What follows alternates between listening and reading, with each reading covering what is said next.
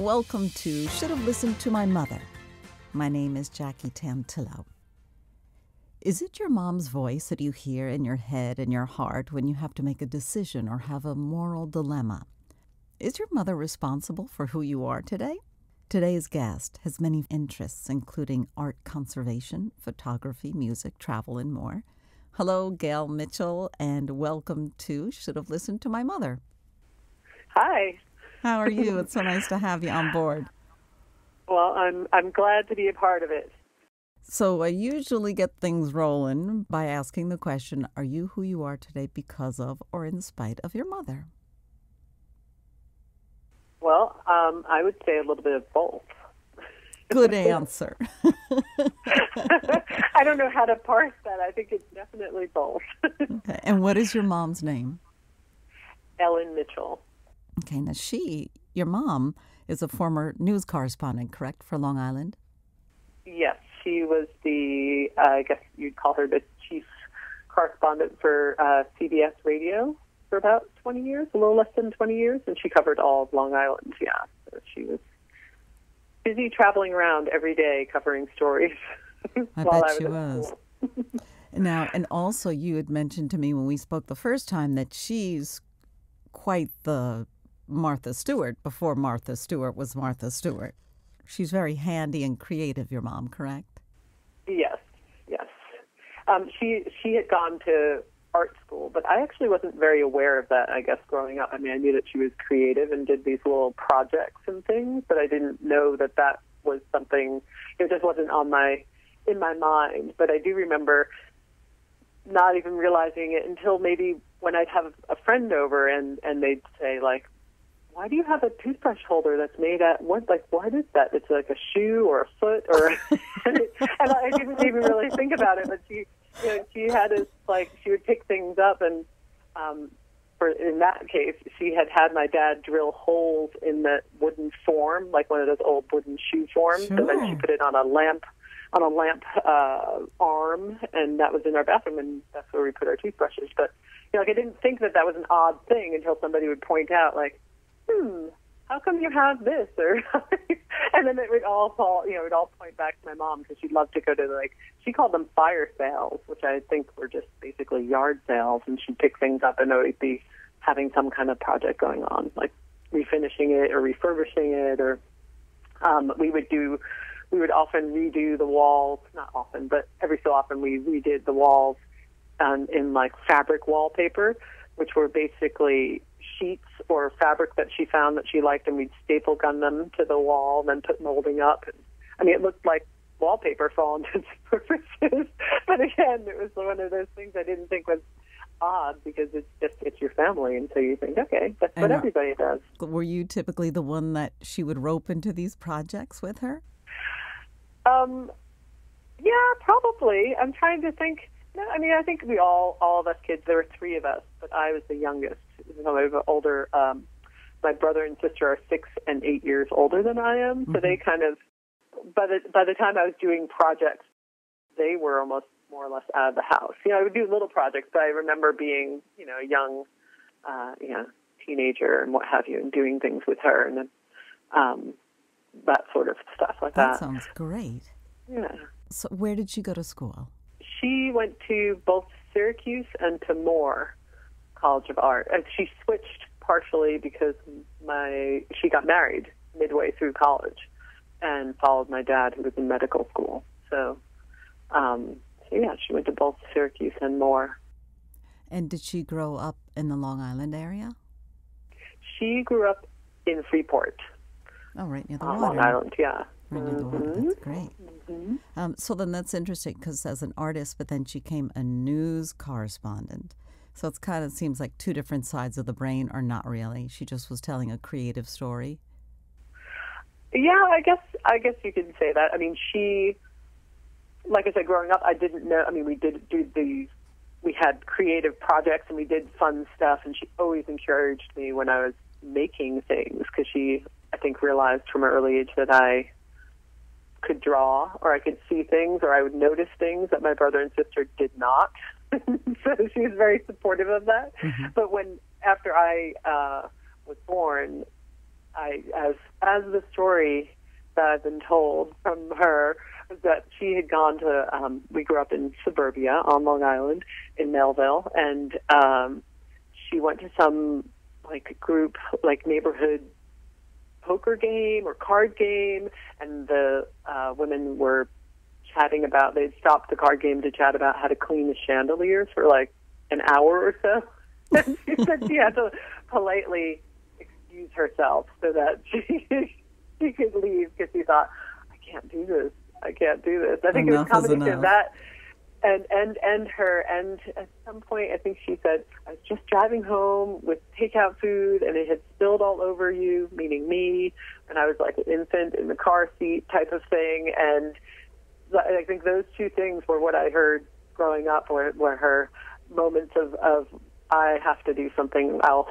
Because she had been a stay-at-home mom for both my brother and my sister, and then I came along, and she volunteered at a local radio station called WGSM, and I think she was just copying papers and doing things like that initially, and I think that she always had an interest in writing, and maybe she had done some of that in school, but she never pursued it in any way. And so when the opportunity came, I think just one day they didn't have a reporter who a reporter did not show up, and she then went out and did a story, and then the rest is kind of history, because she went from GSM to, I believe, WNEW, and then to CBS. So, yeah. Wonderful stations still in existence today. The WGSM I do not recognize, but obviously WNEW and CBS. And in the early 90s, she had a couple of big stories. Did she befriend Amy Fisher, the Mary Jo Buttafuoco and Joy Buttafuoco mess on Long Island? Do you want to talk about that a little bit? Well, she... I don't know that she befriended Amy. I know that Joey Buttafuoco, I believe, had sort of picked her out of the press corps and kind of made her the, I don't know if they had a name for it, but my mom used to describe how when there was a big story and there was somebody who was the main part of the story, they would have one reporter who was sort of the liaison, and that reporter would interview them and gather tape and kind of share and disseminate, because it was pre-computer anything. So it was sort of it was all via phone or face-to-face. And she had she had spent a lot of time with Joey Buttafuoco, and she went to all the trials, and she covered that whole story. For listeners who aren't familiar with Amy Fisher and Mary Jo and Joey, Amy Fisher was a teen. She was in high school, and she was having an affair with Joey Buttafuoco. And Amy Fisher thought that Joey really, really loved her. And Amy Fisher showed up there at their house one day and shot Mary Jo in the head. But she lived. Yeah. Amy went to jail. This happened in 92 or something. So this was like crazy stuff on Long Island. Oh, I think Amy definitely is out. She's been out for a while, and she, I believe, even went on to become a reporter herself for a little bit. I don't know whether she's still doing it for like the local Long Island newspaper for a little bit of time. I think she got married and has kids. I don't recall offhand, but I remember seeing her name and asking my mom, and my mom said, "Yeah, she's been doing she was doing some kind of like local newspaper thing. Maybe she was inspired by all of the press." Maybe. I mean, what do you know as a high school kid, right? A high school teenager, you think this guy loves you. And then, and there's an interesting connection, in 93, your mom covered the Colin Ferguson story, the shooter on the Long Island Railroad. Yes. What do you remember from that era? I remember that I was supposed to be on that train. And then I don't remember why I didn't take that train, but I also remember that my mom was, if not the first reporter, one of the very first reporters who was on the scene and reporting from the scene, and it was traumatizing a little bit because it was very close to home, and because I don't think that there was a story prior to that had happened kind of in the metro area in that way, terrorists comes onto a train and goes crazy and shoots everybody in sight. And seems like it's so commonplace now, which is horrible to say. But back then, it was not. It was a big shock, I think. Colin Ferguson got on the train, and it was a Long Island Railroad, and it was at Marylawn Avenue was a stop just before Marylawn Avenue, and that was one stop before the town I grew up in Garden City. So it turns out, and he wounded 19 and he killed 6. But it turns out that one of my friends that I went to high school with, that I grew up with, was on that train, and he was one of the young guys that jumped up and took him down. Oh, wow. So talk about a small world. I mean, you and I, yeah. right? Which is startling, and I don't know to the day if it has had what kind of a lasting effect it's had on my friend, but it was traumatizing for all of us. Well, it was a rush hour train. It seemed so banal, It seemed so but it was just like the regular thing, rush hour train, and nobody would expect or suspect anything like that. You wouldn't think somebody's carrying a gun unless they were a cop or, I don't know. It was a surprise in a way that it can't be today, unfortunately. Right. So now, had your mom fulfilled all of her dreams once she became a reporter? Because obviously she was frustrated. Did she eventually fulfill her dreams, you think? Gosh, that's a good question. I don't know that I've actually ever literally asked her that. I would think that I don't know that she had that as a dream, honestly, to be a journalist way back when. I know that she was, valedictorian in her high school. I mean, she was a smart cookie, but I don't know that she had that as an aspiration way back when. I think that was something that kind of came about, not fully planned. I think that her, from what I can tell, being her daughter, that her family is kind of her biggest dream that she's fulfilled. Having a family and having grandkids, and she always wanted to move out to the North Fork of Long Island because she spent a lot of time there when she was a little kid, and so we went out there for day trips or weekends when we were kids. And so when I was out of the house, it was, maybe within a year or two that they sold the house and then moved out there. So she's way out on the end of the North Shore by the water. Yeah, exactly. Right before we started the show, I had asked, because your mom, Ellen Mitchell, is still alive and still with us in this world. And, had you discuss this with her, or is it okay that you talk about your mom? Because a lot of people I've talked to, the mom has passed away. And your response was, no, I didn't. No. I think it would just, she would be too curious to know what this was all about. When I just didn't want to think about her thinking about me, talking about her. Telling you what to say. Maybe feeling that she was somehow trying to influence what I was going to say or not. But I mean, that's not even. I don't even know why I would worry about that or think about it.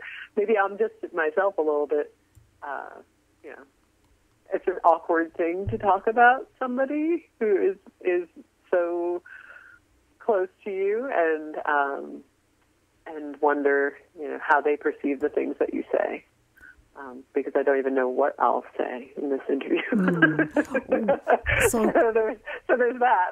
There is that, which is fine. Which is fine. I mean, well, and for example, one. This is not quite, and it's in keeping with her kind of changing her career path, or what, however you want to say that. But I do vividly remember being, maybe 13 or 14, and I remember her sitting me down in her bedroom, in my parents' bedroom, and asking me, it seemed random in terms of timing, but she asked me if I ever felt like I was missing something because she wasn't there for me all the time. Like she was not a full-time mom, as she had been for my brother and sister.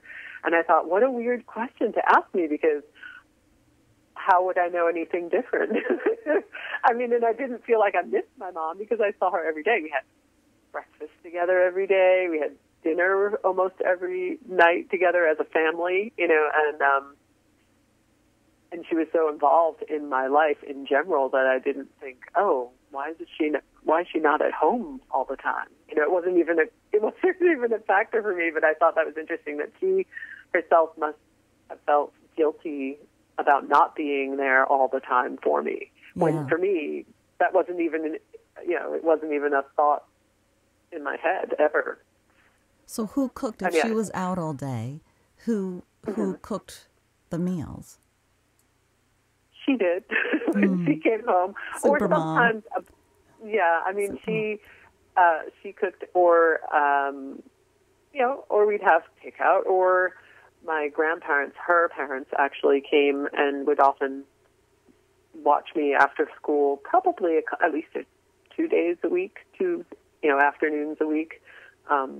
So I spent a lot of time with her parents as well, who would be there when I got home from school. Do you think that your mom feels that she's carried down the baton from her parents' generation to herself to you of what a good mom is, or the messages we're supposed to teach our children or daughter? I don't know. I think that she's a very different person from my grandmother. I didn't know my grandmother as a young woman. Obviously, how would I? But I get the feeling that my mom, I know that her generation growing up, I mean, for instance, because she had gone to school, I remember her saying, well, I got a degree, but I was expected to be a teacher. So she was for a little bit of time, and she really didn't enjoy being an art teacher because she had gotten an art degree. So she just let that be. But I think she definitely has always, there's some aspect of her that is very proper. She always remembers everybody's birthday, and she's very quick to write the card for the thank you, or make sure to, there's a certain, I can't think of the word, but there's a certain decorum and a certain expectation, and I think that I don't know whether she got that from her mother or not, and then has passed, but I definitely feel like certain things like that have passed along to me, and I don't have any children of my own, so I can't say that I've continued a certain trend towards, how I raise my children, but I think she's definitely instilled certain things like that she probably got from her mom. But her mom was such a different person to me than my mom. Even as a grandmother, I don't remember my grandmother having as strong a personality as my mom.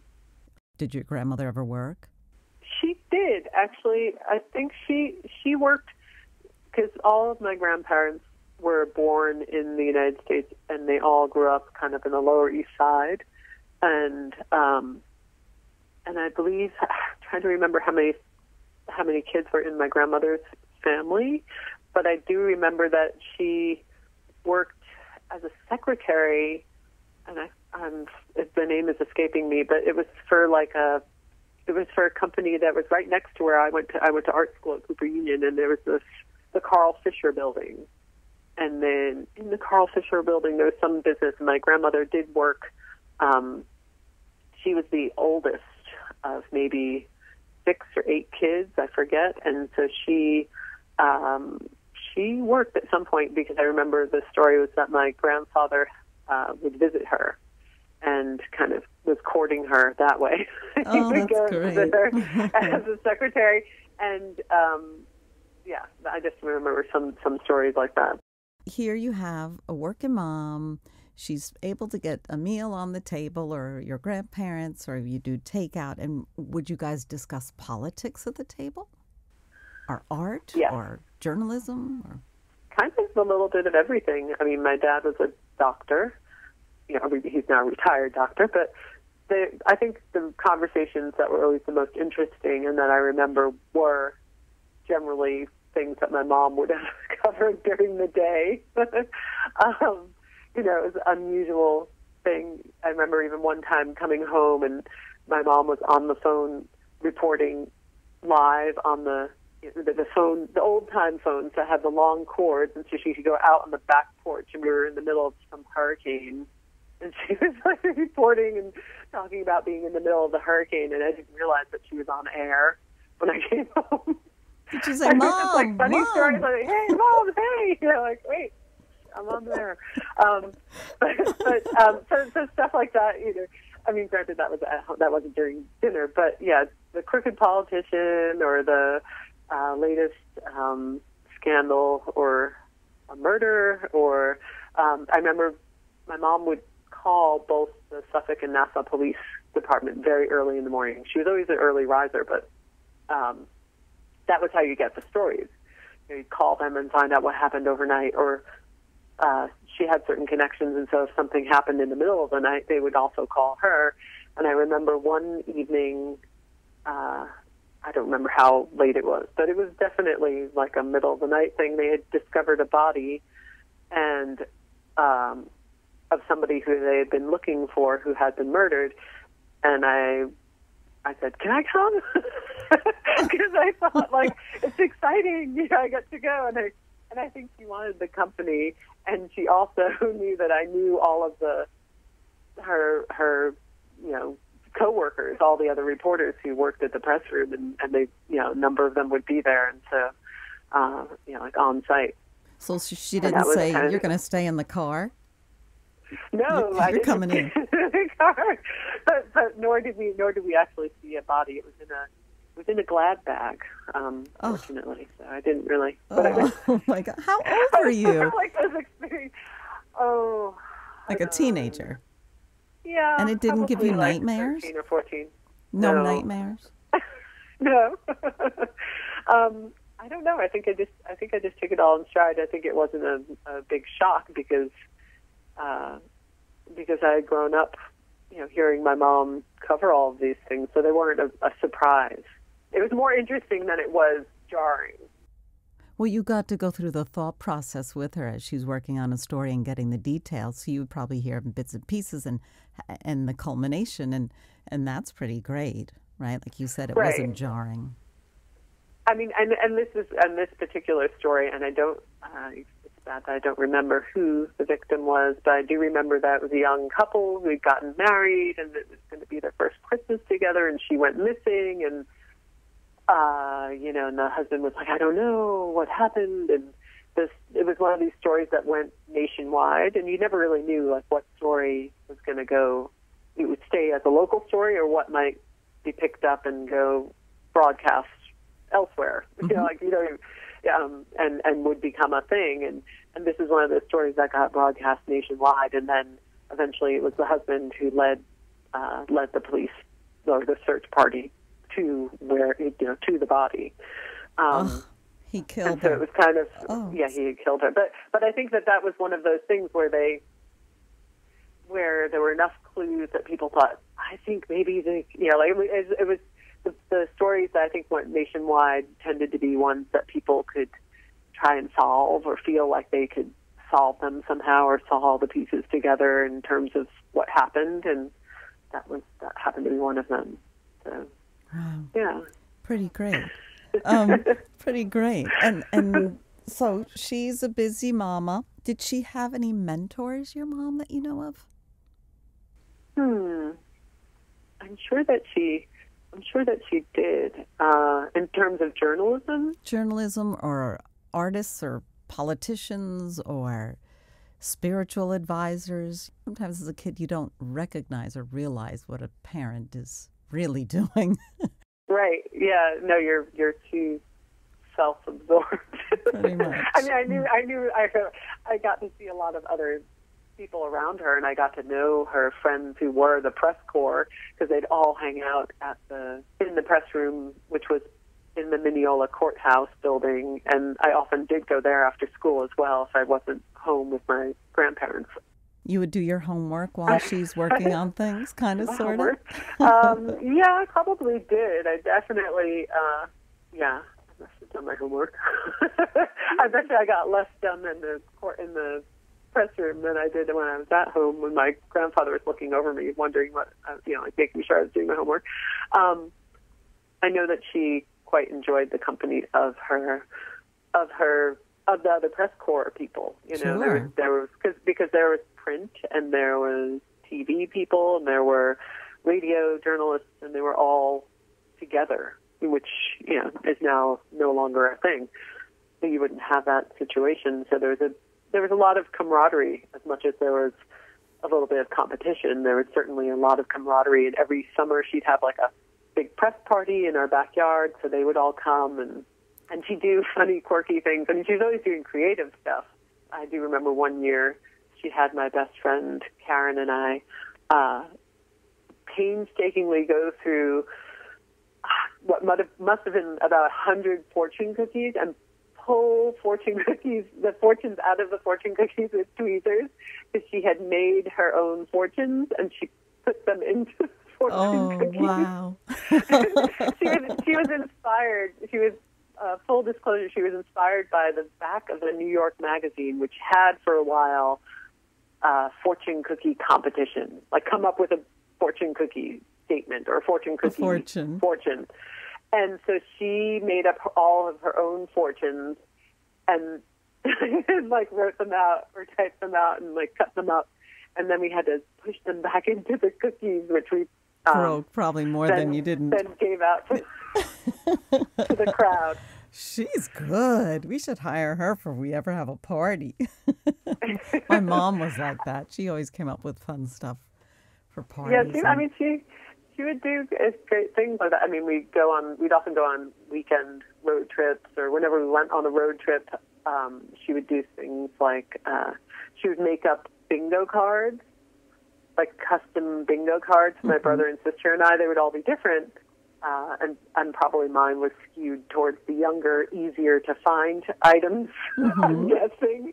But they were just basically bingo cards that you had to, find the red station wagon with Wisconsin plates, or, the blue house with white shutters, or the, whatever it was that she wrote down on the card. And then, if you got 5 in a row, you won bingo. What did you get if you won? I don't know that we got anything except for winning. But, we did. That was one of the things that she used to do, which was fun. Another thing that my mom would have different names for things that I didn't realize at an early age weren't the real names for those things, such as she would call the supermarket the stupid market. And I remember having a couple of arguments with my friends. Like, no, it's called the stupid market. My mom called it the stupid market. Like, I would defend her terminology, and I'd tell my mom the story, and she'd say, it is actually the supermarket. I call it the stupid market. Like, she has to own up to the fact that she had brainwashed me into thinking that certain names of things were the proper names for them. Like she called roast beef roast beast, or my mom would do these bizarre things. I mean, one of my favorite crazy things that she did was that I think I was in junior high or high school, and I came home from school, and she had just gone to the aforementioned stupid market. She would come back, she had grocery bags and what have you. I was helping her put stuff away. And she seemed a little down, or something was a little off, and I asked her, and she explained that she had gone to the stupid market, aka supermarket, and there was a new costume store next door to the market, and she bought herself one of those Groucho Marx glasses with the big nose and the eyebrows and the heavy frame, and she proceeded to wear them while she did all of her shopping. And she said, no one said anything to me. And I looked at her and I said, Mom, maybe they thought you were crazy and they didn't want to disturb you, because they thought, talk to the woman who has those glasses on. She might be a little crazy. Like, this is like in the middle of suburbia, so that just points to who she was. That she thought isn't this a really funny thing? Like, everybody else will think it's a funny thing, but I think everybody else probably thought that's a really strange weird thing, like don't disturb the person. But she was definitely sad. I mean, that was just something. Oh, I that love kind it. of epitomized like her personality, and epitomizes her personality. And she still has those Groucho Marx glasses, and I don't think exactly the same ones, but she keeps a pair, on hand. Oh, that is brilliant, a sense of humor.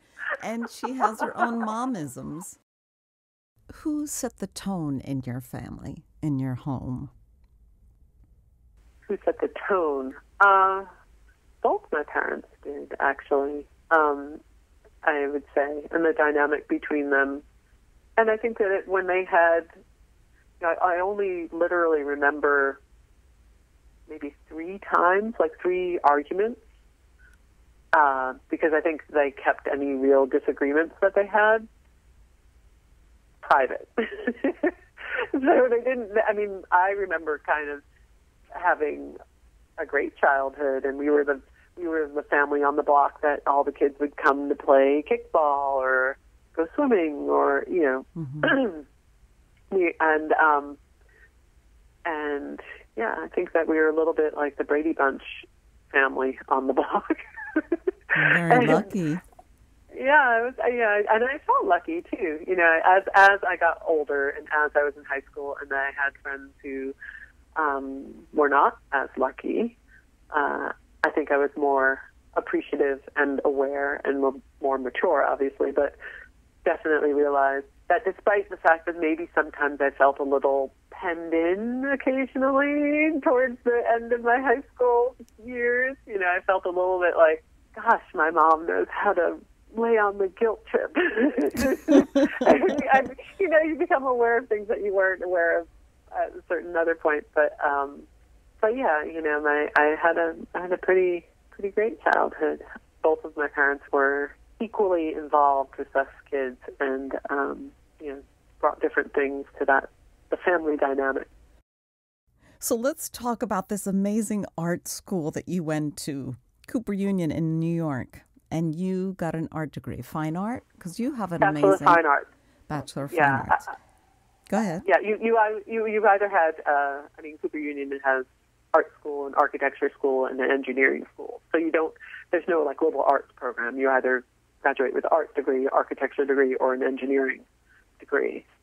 So, yeah. And now you are doing art conservation work?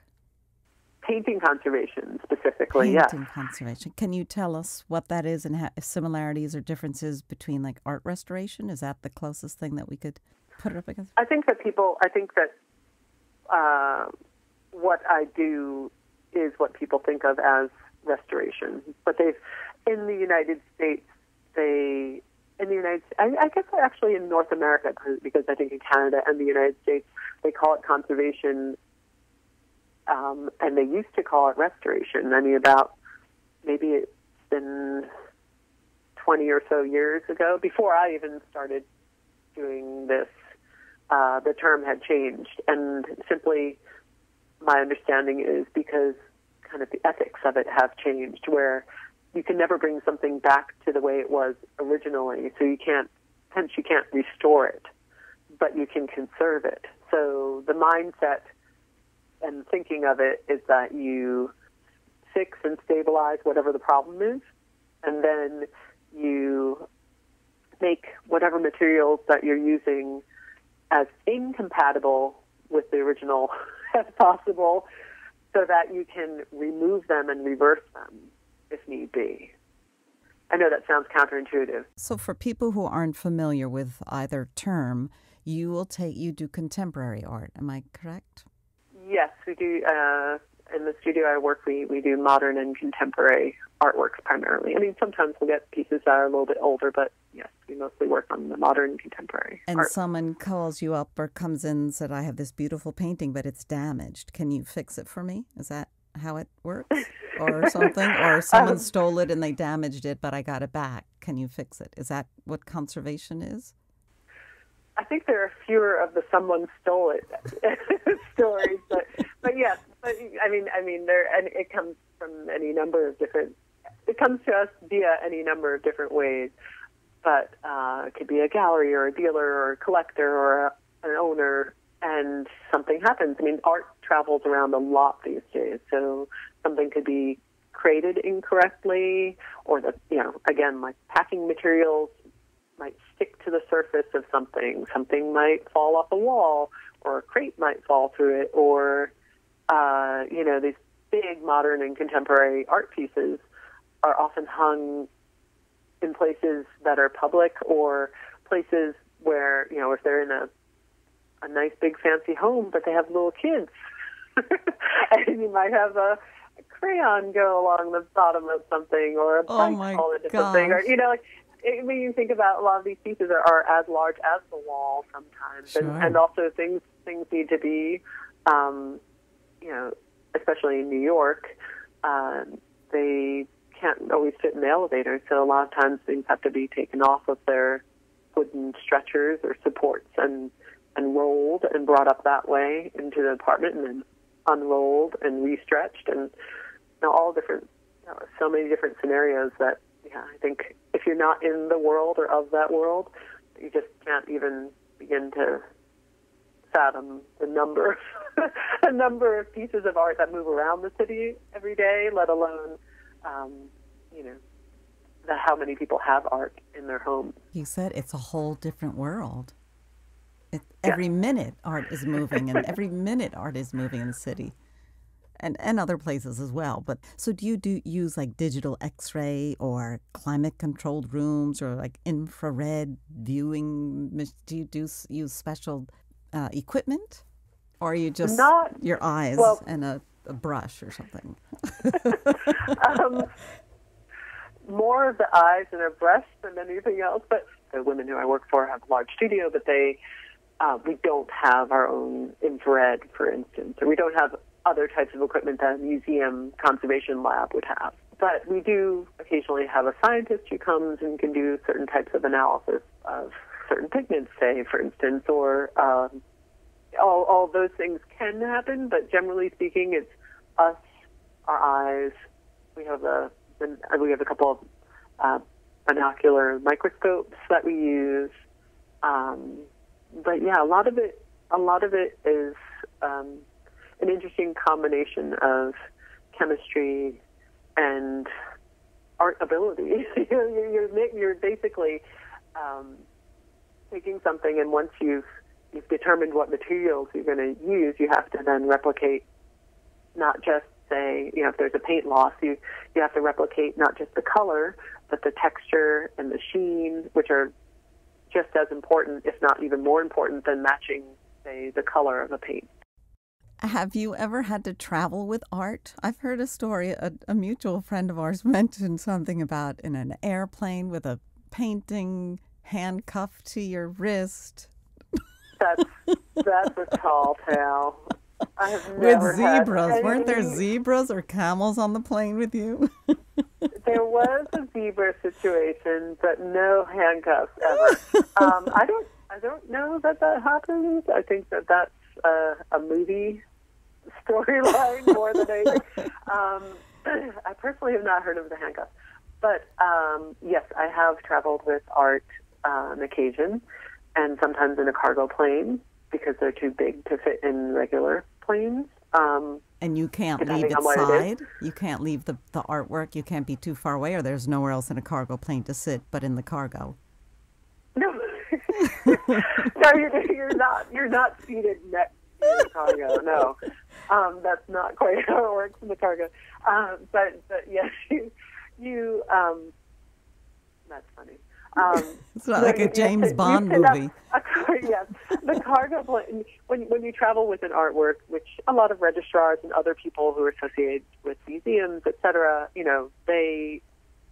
there are people who travel with art, and maybe it's a cargo plane, maybe it's a passenger cargo combo plane, and there's different things that happen. But basically, yes, you're babysitting that artwork, and you're making sure that you are accounting for what happens to it. You don't want it to be mishandled. You don't want it to be handled in a way that jeopardizes it in any way. So that said, when you go into a cargo plane situation, you watch it get what's called palletized. So you watch it get put onto a pallet, which is those are like the metal footings that then are fed onto the plane and kind of latched down. There's certain mechanisms that they use, and one time, I was in a cargo plane. Oftentimes, there's no one else flying in the cargo plane except for the pilot and the co-pilot. But this particular time, there were 3 people who happened to be traveling with a group of zebras headed for Shanghai. So I was just the trip that I was on was one leg of their trip, which started apparently in Ohio, was ending in Shanghai, and they told me this whole tale of how they do this with these different animals. And in Shanghai, there was a zoo that needed a certain number of zebras, and so the zebras were not, to my surprise, asleep. They were maybe slightly sedated, but they were all awake. And were they standing? You couldn't see them, but they were standing. They were in crates that were kind of had this blackout cloth. Yeah. You could hear them, but you couldn't see them, and that was so that they wouldn't get spooked. But they would have to go down during the flight and feed them and make sure they had water and check on them. They check the temperature, et cetera, the crates. They told me all of this, and I was asking them all these questions, and then they said, "And what are you traveling with?" And I said, a painting, and they looked at me kind of sideways, like, "You need to travel with a painting?" Like, they just had no concept of, like, well, a painting's not alive. And, I think most people who travel in cargo with, like, cargo in a cargo plane are usually traveling with, like, a racehorse or a special creature, like, hence, a dozen zebras or what have you. So yeah, and the great part about I think it's interesting to travel in different ways, and that's part of one of the things that does inspire me is traveling, and so I find all those different aspects of the travel interesting, and usually the pilot and co-pilot are very nice, and I've been lucky and gotten to sit behind them for takeoff or landing, which is, you realize, like, oh, this is why people fly. You have a very different perspective when you can see the entire horizon line. That's pretty fun. It's a pretty neat thing, yeah. And you can go down and visit your cargo. I have done that. Your painting? But you're in a separate space. You're in a little bubble at the top. You're not in the main body of the cargo, although you can walk down to check on your cargo during the flight. Wow. Depending on, so. That's a whole nother world. That is so cool. I have one last question for you, Gail Mitchell, because this has been so much fun talking and chatting. What gift or gifts did your mom give you? Oh, gosh.